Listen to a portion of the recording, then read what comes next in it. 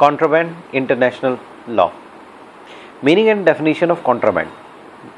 Now we will understand what is the meaning and what is the definition of contraband. According to Stark, contraband is designated for such goods as belligerent consider objectionable because they may assist the enemy in conduct of a war.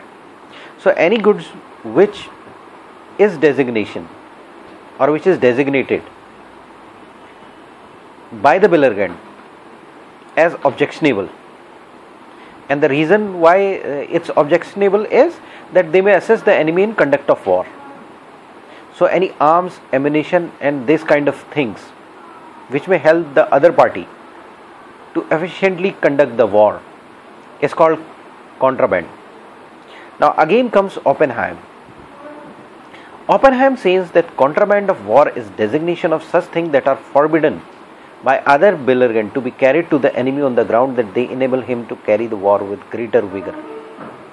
So any tanks or any arms, ammunitions, these kind of a thing will help either of the belligerent to fight war more. So they are classified as contraband.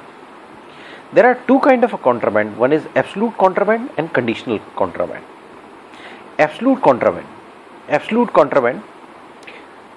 these, as the name suggests, are absolute contraband, means contraband in any case.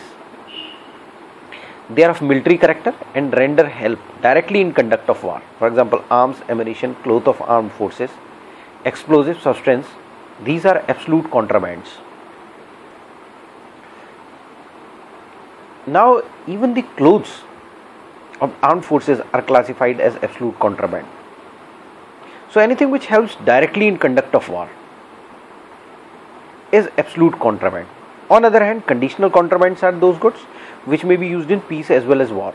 For example, food, material, fuel, these are conditional contrabands. So fuel can be used for a civilian vehicle at the time of peace also. But ammunitions are for war. Even the clothes of armed forces are for war. So they are absolute. And conditional, food, material. One thing more, though we have classified, there is no general agreement among states in regard to the different category of contrabands. Though an attempt was made long back in the Declaration of London 1909, but it could not succeed. Now, after the Declaration of London 1909, no recognition was accorded to these lists, neither during First World War nor during Second World War.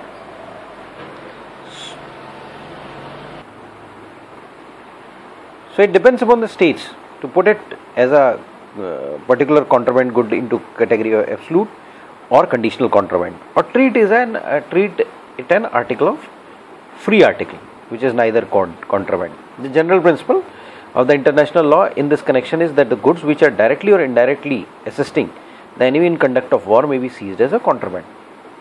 So though Declaration of London 1909, it was decided, a list was tried to be made, but it couldn't come into force. First and Second World War, this list was not accorded as contraband. There was no general consent, and hence now there is a definition, and according to which the goods are classified as contraband. It depends upon belligerent, basically. Now the question arises, what is the consequences of carriage of contraband goods? During the war, belligerent are entitled to seize the contraband. So if a good is classified as contraband, maybe absolute or conditional, the belligerent can seize them. In addition, under circumstances, they are also entitled to seize the ship in which contraband goods are carried. So the goods can also be seized. It may, however, be noted that simply by seizure of goods or taking over goods into custody, such belligerent state does not acquire ownership of such goods. It is clear from the practice followed in Britain, America and certain other countries that such goods or ships should be produced before a court called a prize court only when the price code declares the seized goods or ship as lawful, then only Billergant acquires ownership of such goods or ships. In this connection, it may be noted and has been pointed out by Stark, the seizure by Billergant state is admissible only in open seas or Billergant's own territorial water. Seizure in neutral territorial water would be violation of neutrality. So, if there is a neutral country, for example, Egypt is a neutral country and there is a canal over there, suppose Suez Canal or Panama Canal, and the country is a neutral country. If you are seizing goods over there, you cannot seize it, because seizure in neutral territorial water would be violation of neutrality. But in open seas, the ships can be, certain circumstances, ships can also be seized or the goods can be seized, and they have to be produced before a price court. Only after production, after price court, the Billergant will have the ownership of such goods. Without the legal sanctity of price court, the Billergant won't have the ownership of good. Thanks.